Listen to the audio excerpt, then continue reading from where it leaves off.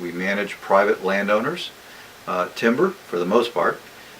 We plant it, we harvest it, we tend to it, we fertilize it, we weed it. We do all of those things to produce trees that bring you your products.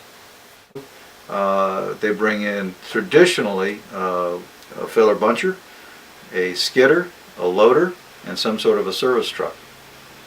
And it literally clamps the tree, and then the bottom saw blade comes in and goes zoom, zoom, zoom. Cuts down the trees, it bunches them together, and then it drops them in one fell swoop. The skidder comes along with the big grapple, grabs a hold of the bunch, skids them into the loading area or the ramp. A knuckle boom loader comes over, picks them up, drops them on the log truck, and the log truck takes off to the mill. The biggest danger, without any question, is somebody that walks up on a logging operation, because our operators, like the guy driving the feller buncher, the one with the clamp and the saw, and zoom, and he's harvesting the trees, but he's focused on his trees. He's just not aware of somebody walking up to see him on them. So it's not the guy running the equipment as much as it is some person just kind of walking up on the operation without recognizing that a tree can fall on him. And that may mean acting like kind of an idiot, if you will, jump up and down, wave your hands, or whatever it takes, but he's got to know that you're there, and you don't approach any equipment until you hear it throttle down.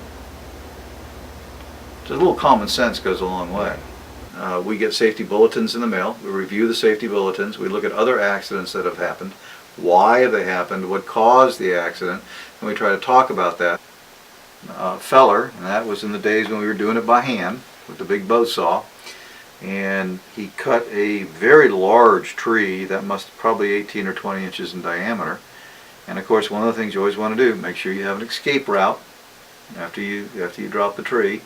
For whatever reason, right when he got finished cutting the tree, he tripped and he fell. He fell on his back, actually. He fell backwards.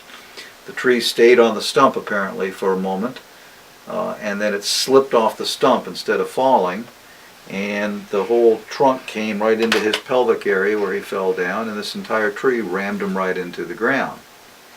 Now, he's obviously crippled for life. He was in a wheelchair, done with the job.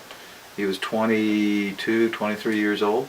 Even though he'd been doing it for many, many years, and his life was totally ruined. You want to be very careful when you're around a logging operation. There are dangerous attributes to it.